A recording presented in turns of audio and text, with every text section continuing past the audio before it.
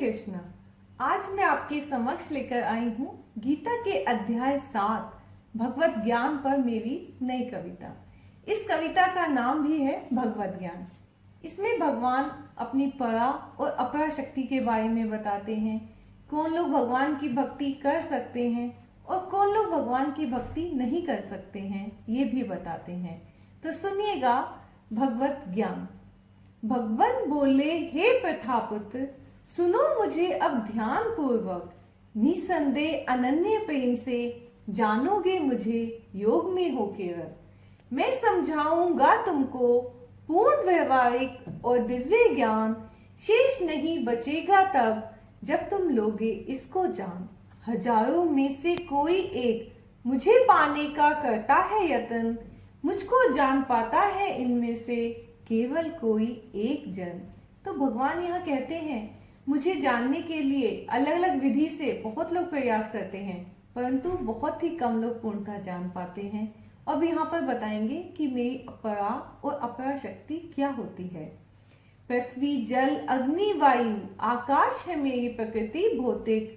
इनसे ही हर जीव का स्थूल शरीर होता है निर्मित। हमारा शरीर इन 5 तत्वों से मिलकर बना होता है और ये स्थूल शरीर कहलाता है। सूक्ष्म शरीर निर्मित होता है मन, बुद्धि, अहंकार से। अपरा शक्ति बनती इन 8 तत्वों के अंगीकार से। इस प्रकार सभी प्राकृतिक चीजें, हमारा स्थूल शरीर, सूक्ष्म शरीर, ये सब अपरा प्रकृति है। केवल जो सभी जीवों की आत्मा होती है वही परा प्रकृति होती है। सभी जीवात्माओं की आत्मा होती है मेरी पराशक्ति। ये पराशक्ति ही इस अपराशक्ति का उपभोग करती। तो यह भगवान स्पष्ट कहते हैं कि जो जीवों की आत्मा होती है वही सब प्राकृतिक शक्तियों का उपभोग करती है। शरीर और आत्मा अलग अलग होते हैं। प्रलय और उत्पत्ति की इन शक्तियों का हूं मैं कारण। मैं ही इनका नियंता हूँ, मैं ही हर कष्ट का निवारण। हे धनंजय, जैसे माला के मोती धागे में रहते गुथे, वैसे ही प्रकृति के सभी तत्व मुझसे रहते हैं बंधे। देख नहीं सकते तुम मुझको इन सामान्य चक्षु से, पर अनुभव कर सकते हो मुझको तुम हर वस्तु से। तो भगवान यहाँ पर बताते हैं कि अगर तुम मेरे साकार रूप को नहीं भी मानते तो भी तुम इन चीजों से मुझे अनुभव कर सकते हो। आकाश की ध्वनि हूँ मैं ही सूर्य चंद्र का प्रकाश। मंत्रों का ओंकार भी मैं ही हूँ जल का स्वाद।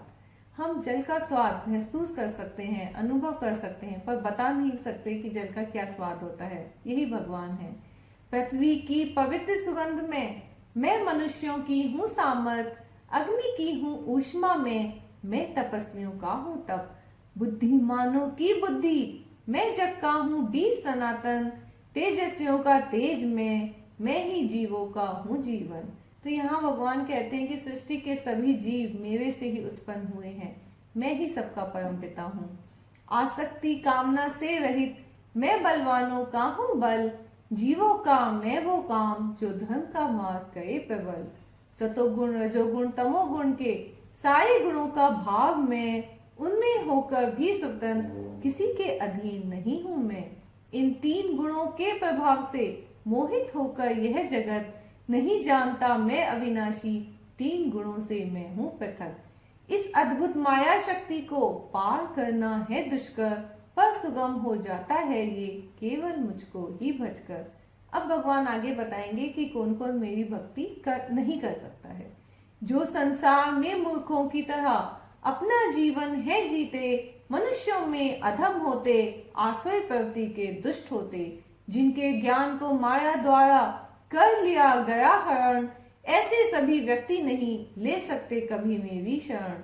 तो भगवान बताते हैं ये लोग हैं मूर्ख, अधम, जिनका कोई धर्म नहीं होता, नास्तिक, और वे बुद्धिमान लोग जिनका ज्ञान माया द्वारा हर लिया गया होता है। अपने को बुद्धिमान ही समझते हैं लेकिन भगवान को नहीं मानते हैं। हे अर्जुन, सेवा करते मेरी ये 4 प्रकार के पुण्य आत्मा।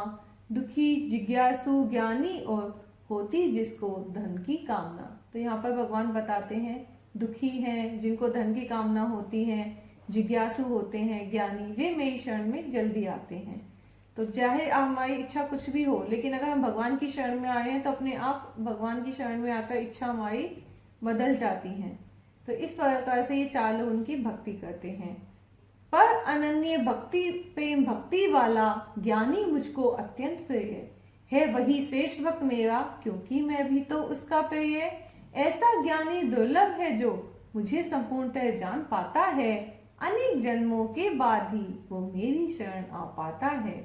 जो अपनी भौतिक इच्छाओं की पूर्ति करना चाहते हैं, स्वभाव के अनुसार वे देवताओं की शरण में जाते हैं। जो श्रद्धा से जिस देवता की करना चाहता है भक्ति, उसी देवता को पूजने की मैं ही देता उसको शक्ति।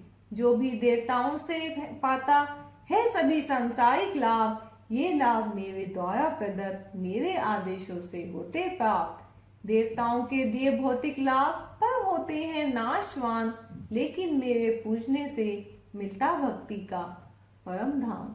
तो यहाँ पर भगवान देवता और भगवान की भक्ति में क्या अंतर होता है। देवताओं के दिए जो लाभ हैं वो नाशवान हैं, वे खत्म हो जाते हैं, पर भगवान हमें परम धाम देते हैं जो कभी खत्म नहीं होता। बुद्धिहीन मनुष्य मेरे को समझते हैं एक जीवात्मा, नहीं जानते मैं अविनाशी सच्चिदानंद परमात्मा।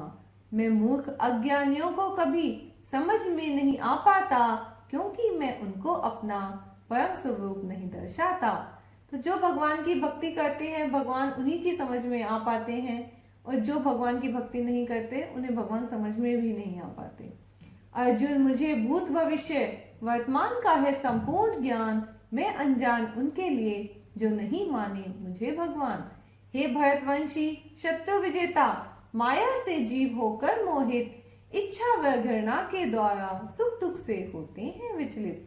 पूर्व जन्म और इस जन्म में जिन्होंने किया है पुण्य कर्म, मोह माया के से मुक्त होके करते सदा मेरा ही भजन।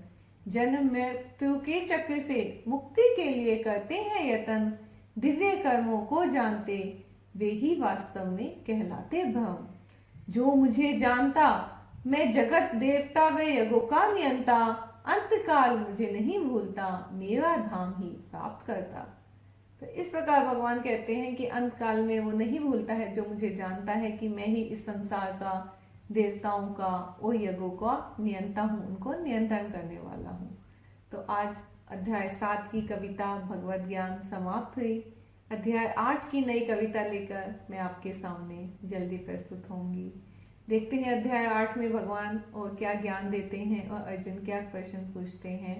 तो तब तक के लिए आप सभी से हरे कृष्णा, और मेरे इस पोस्ट को ज़्यादा से ज़्यादा शेयर करिए, मेरा चैनल सब्सक्राइब कीजिएगा। बहुत बहुत धन्यवाद। हरे कृष्णा।